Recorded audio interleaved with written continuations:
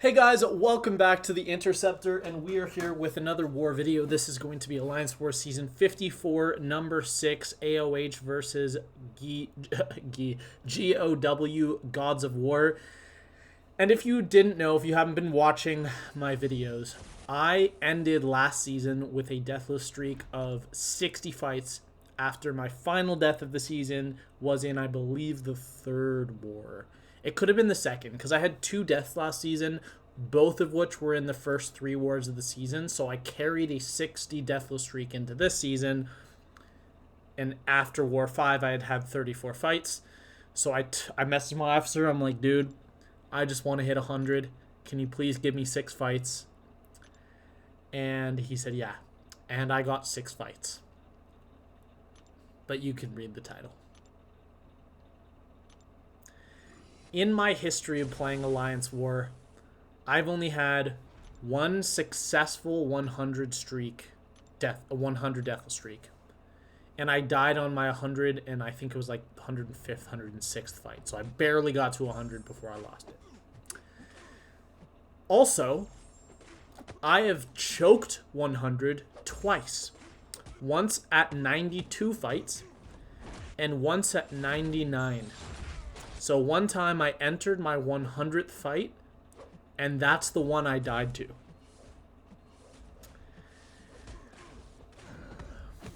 This war is not going to be that much better. It's going to be basically the same thing, unfortunately. We have this spot, path 6. The attacker tactic is going to lower the DOT damage I take, but honestly, the DOT damage in this fight was so insignificant that even with 15 charges, I barely lost any health. Most of the health I lost in that fight was to the eating the L1, which was just dumb. I did tell my officer I was going to use Cassie for this, but then I remembered that slow actually prevents aura from activating, so I am going to use Stealthy for this fight instead. But yeah, Doctor Doom, I mean, it's a 6-star, let's be honest. Doctor Doom really does not have his place on defense anymore, and they probably just didn't have enough top level rank 3s to play, so let's be honest. Almost anyone in the fight, in the entire game, can take this fight. Probably the only one you don't want to send would be buff heavy Cosmics. But Doom is such a defender that was screwed by time so much. He fell off so hard. He is still decent on offense if you're using him in the correct place, because his damage is still crazy and he still has some of the best fight control ever. And if you're not an alliance that is going to be winning wars or losing wars to ties, so like time, then he is absolutely valid on attack, as well as having some nice immunities. But wait, what is he immune to? He's immune to Incinerate, right? No, he's not. Wait, what is he immune? He's immune to something. Shock. He's immune to shock. Right. Sorry, I was losing my mind a bit there. But yeah, that fight was very easy. We're going to path 6, section 2, and this was my mistake. My officer told me what path asked me what path I wanted, and I gave him like 5 paths I could take, and it worked out that this was the one I had to take. This was definitely the worst option of all of them. Unfortunately for me, the path that would have been most convenient for me was already taken by Sweda, who messaged the officer before I did, because if you haven't seen his war, he took Sentry to war, and it was actually pretty cool what Sentry can do as a attacker this meta. But the path that he claimed was the path that I wanted. And I was trying to give myself the easiest possible paths to hit my 100 deathless streak, but because that path was taken, I had to take a much harder path and take a fight I have absolutely no counter for, which is not this Jugs. This Jugs is a joke. Any alliance who is placing Juggernaut on defense just doesn't know what they're doing for defense. Because, I mean, okay, I'm not going to go... I take that back. It's not that they don't know what they're doing. It's just that Jugs has 0 defensive abilities, and he is simply here because he is a tactic champion.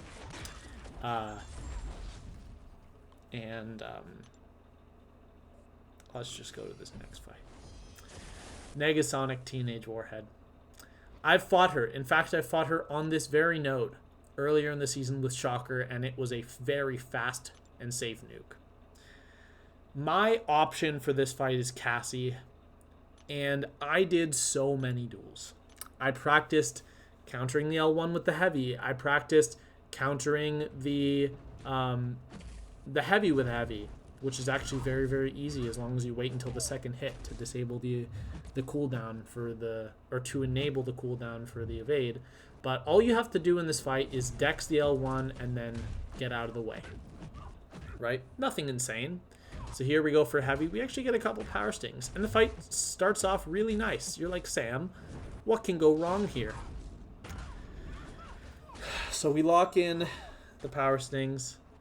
Trying to bait the L1. She's not being super nice here. She is going to throw it. I should probably end a combo with a light here. Yep, to put a poison on. We eat the L1. And that is the start of the end for this fight. So here we do another heavy to disable the cooldown. One thing I did not know about NTW is that every time you reset the cooldown shortens, which means that it is going to trigger far faster than I expected. And there I just mistimed. I messed up the spacing and everything on my heavy attack for the L1. But here, I want to talk about what happens right here. So obviously I get caught by the evade. I'm going to go back a few seconds. So give me just a second. I think I went back a little bit too far. Shit, I did, yeah. The video's being really laggy, so I can't really tell how far back I'm going. Yeah, okay, so right here.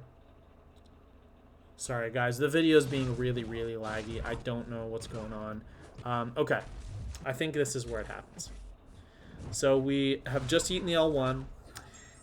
And after you knock down, and during the opponent's special, I looked and I saw how fast the cooldown was going. So I think it's after this special right here. Yeah.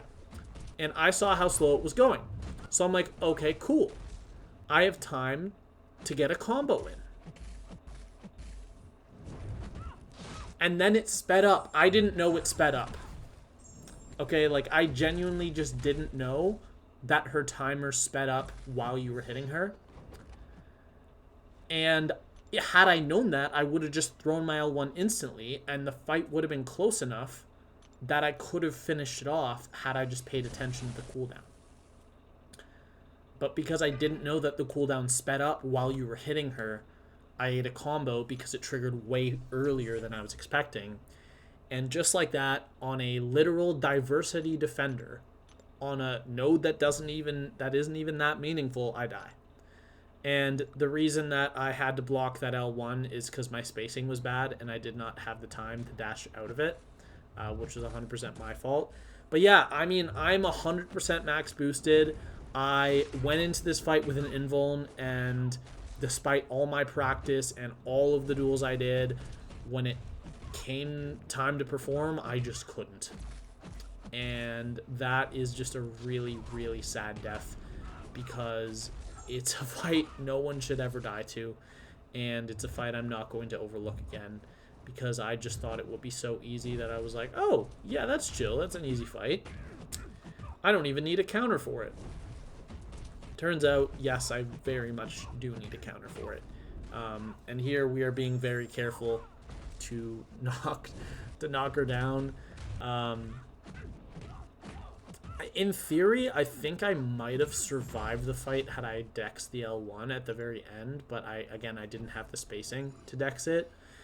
And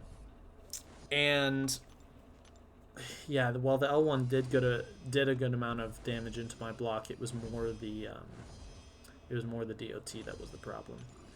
But we're not done for the war, because like I said, my officer assigned me exactly 6 fights. So we still have 2 fights left, and I'm just trying not to die again.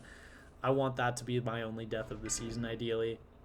And we go into this Sassy. Now, if you don't know, this is a fight that I took, I believe it was War 2 or 3, with Cassie. And I had insanely terrible AI where every single time I charged heavy, he dashed back and held block until I was out of charges and I couldn't charge heavy any longer, so I had to release my heavy. Luckily, that's not going to happen, and we are actually going to get some power stings going in this fight, and we're not going to lose them or anything. I think here, yeah, we go for another heavy, and he does actually hit into me a couple of times, which is nice. But yeah, we're just trying to lock in. I think we're going to get up to something like 17 or 18 at the most in this fight. And the problem is that the vigilance messes with Cassie. I thought I threw the heavy instantly, but clearly I did not because I got caught there. The miss on this node is actually going to mess with Cassie's evade. I'm not sure why, because I didn't think that the vigilance affected evade, but maybe it does, and I'm just misremembering. Because at one point in this fight, I'm going to have the vigilance on me. I'm going to charge heavy, and it's going to fail. Does vigilance counter evade? Am I just dumb and I forget that? I think I'm just dumb.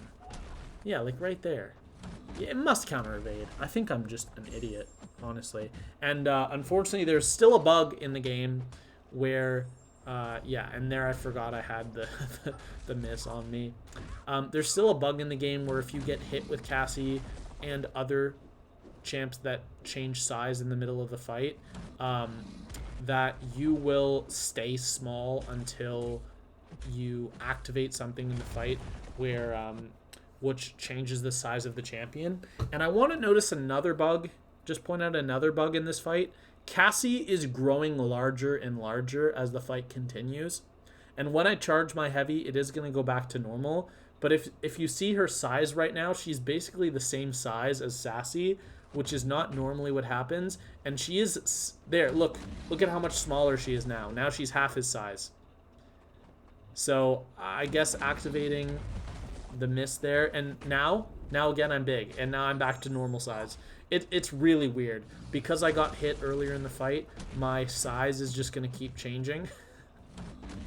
So this fight's clean. I don't really have anything to say for the rest of the fight. It goes down. We just keep baiting specials. I think I'm gonna put a poison on here and the L1 to bait out some more specials. A little bit of a longer fight, and I did actually recommend to my officer this war that they send Suida with his rank 3 7-star Spidey 2099, but unfortunately that didn't work because he wanted to take node 46 Mangog, which he did, and he sold, as you can see right there. Last fight of the war, we have this Mysterio. Mysterio is actually going to be really annoying this war. And he's gonna make us take a lot of brute force damage.